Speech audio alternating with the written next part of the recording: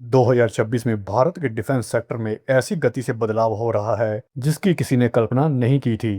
तेजस MK2 का नया engine, 1000 kilo का देसी bomb, long range air defence system Kusha और भारतीय वायुसेना प्रमुख की महत्वपूर्ण अमेरिकी यात्रा, ये सभी मिलकर भारत की सैन्य शक्ति को एक नए स्तर पर ले जा रहे हैं। तो चलिए इस पूरी रिपोर्ट को शुरू से लेकर अंत तक विस्तार से समझते हैं। सबसे पहली और बड़ी खबर, भारतीय वायुसेना प्रमुख air chief marshal Amarpreet Singh America की यात्रा करते हैं। ये यात्रा केवल औपचारिक मुलाकात नहीं थी, बल्कि आने वाले 10 से 20 सालों की टेक्नोलॉजी साझेदारी की दिशा तय करने वाली मुलाकात थी। इसी यात्रा के दौरान भारतीय air marshal chief American air marshal chief से भी मुलाकात करते हैं।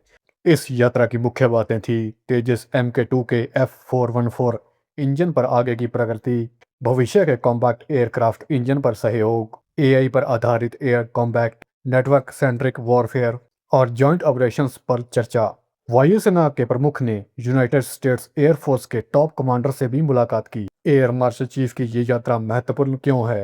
क्योंकि इससे भारत और US की रक्षा साझेदारी मजबूत होगी, इंजन टेक्नोलॉजी ट्रांसफर की गति बढ़ेगी, 6th जनरेशन फाइटर टेक्नोलॉजी की नींव तैयार होगी। ये साफ संकेत है कि भारत अब सिर्फ डिफेंस इक्विपमेंट्स खरीदने वाला देश नहीं रहा, वो अब दूसरे देशों के साथ मिलकर अपनी डिफेंस को मजबूत करने वाला देश बन रहा है।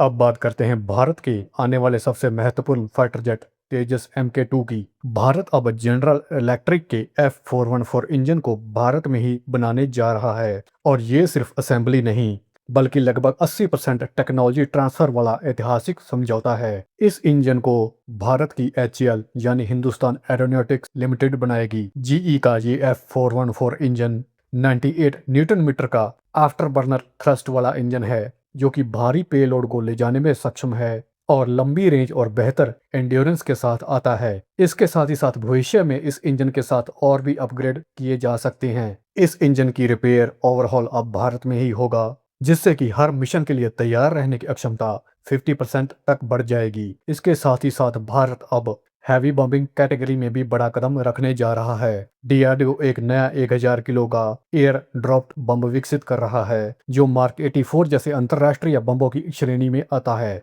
ये बम दुश्मन के बंकरों को नष्ट कर सकता है, दुश्मन के रनवेज को तहस नहस कर सकता है, एयरबेस को डैमेज कर सकता है, डीप स्ट्राइक मिशन करने में सक्षम है, हैवी इंफ्रास्ट्रक्चर को ब्लास्ट करने में भी सक्षम है। भारत का ये बम Su-30 MKI, मिराज 2000, जैगुआर और भविष्य में तेजस MK2 में भी लगाया जा सकता है। भारत यहाँ पर इस 1000 किलो वाले बम के साथ साथ एक ग्लाइड बॉम्ब पर भी काम कर रहा है, जिससे कि भारत की प्रिसिजन स्ट्राइक अक्षमता और तेजी से बढ़ रही है। DRDO का गौरव ग्लाइड बम 80 से 100 किलोमीटर रेंज तक स्टैंड ऑफ स्ट्राइक कर सकता है। ये बम GPS और INS गाइडेंस से लैस बम है और 3 से 5 मीटर के दायरे में अपने टारगेट पर स्ट्राइक कर सकता है, और ये बम दुश्मन की एयर डिफेंस रेंज में आए बिना अपने मिशन को पूरा कर सकता है। इससे इंडियन एयरफोर्स को अपनी सीमाओं के बाहर निकले बिना गहरे लक्ष्य भेदने में अक्षमता मिलती है। इन सब के बाद भारत का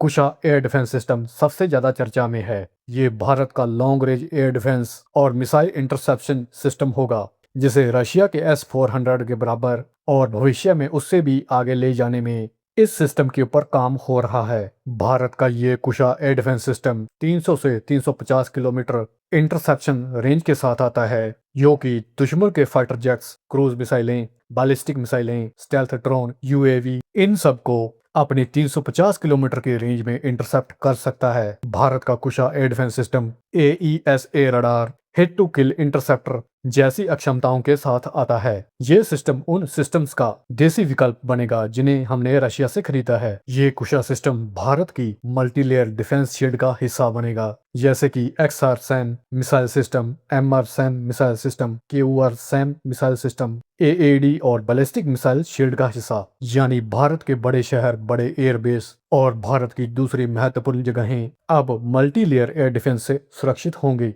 अगर हम इन सभी घटनाओं को एक साथ देखें, इंडियन एयरफोर्स चीफ की US यात्रा, तेजस MK2 इंजन प्रोडक्शन, 1000 किलो का bomb, Gaurav glide weapon, Kusha air defence system, तो साफ दिखता है कि भारत अब डिफेंस इकोनॉमी का निर्माता बन रहा है। भारत की रणनीति यहाँ बिल्कुल स्पष्ट है, खुद बनाओ, खुद अपग्रेड करो और किसी पर निर्भर मत रहो। आप क्या सोचते हैं? क्या कुछ आने वाले समय में S-400 को पीछे छोड़ सकता है? क्या तेजस MK2 भारतीय वायुसेना की रीढ़ की हड्डी बन सकता है? कमेंट में अपनी राय जरूर लिखें। वीडियो को लाइक, शेयर और चैनल को सब्सक्राइब करना न भूलें। जय हिंद।